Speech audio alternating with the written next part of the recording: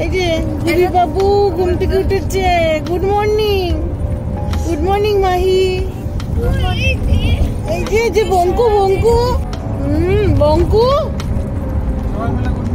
বলো good morning বলো, ঘুম ভাঙেনি। এই যে নমস্কার বন্ধুরা, পিঙ্কির বিশ্ব ইউটিউব চ্যানেলে আপনাদের সবাইকে স্বাগত। এবার আমি নিয়ে এলাম আমার পার্ট 2 ব্লগ, যেটা হচ্ছে অন্ধ্রপ্রদেশের পার্ট 2। একসঙ্গে আমি সবটা দিইনি।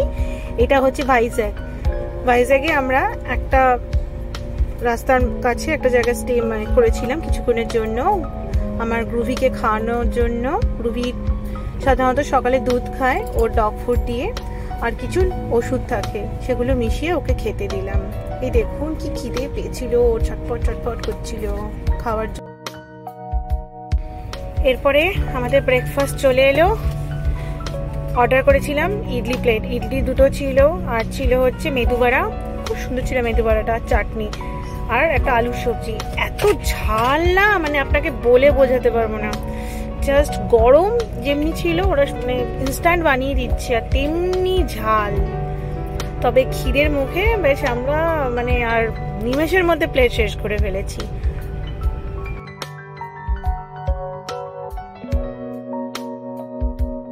এরপরে অর্ডার করেছিলাম এগ ধোসা। ওফ, যা সাইজে বড় ছিল না। এই ধোসাটা আমরা তিনজনে খেয়েছি, মানে আমি, আমার মেয়ে আর ছেলে। আমার হাজবেন্ড একটা আলাদা অনিয়ন ধোসা নিয়েছিল, ধোসাটাও দারুণ ছিল খেতে। ভীষণ গরম ছিল, আমি শেয়ার করছি ওদেরকে দেবো বলে। গরম আমি মানে ছিটতে পারছি না। এই অন্ধ্রপ্রদেশের যে মানুষজন অসম্ভব ঝাল খায়, যেমনি ঝাল তেমনি গরম। দেখুন কি করছি। মা আখেরাস ভালো? হ্যাঁ ভালো, প্রচন্ড টায়ার্ড, খুবই ভালো, প্রচন্ড টায়ার্ড। ধোসার পর এটাই ভালো লাগছে।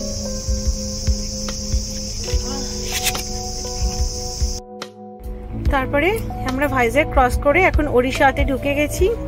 রুবিটা খুব মানে বুঝতে পারছিলাম ও ডিহাইড্রেটেড হয়ে গেছিল, তাই জন্য আখের রস ওকেও খাওয়ালাম। দেখুন চুপ চুপ করে সে আখের রসটা খেয়ে নিয়েছে, খুব খিদে পেয়েছিল ওর।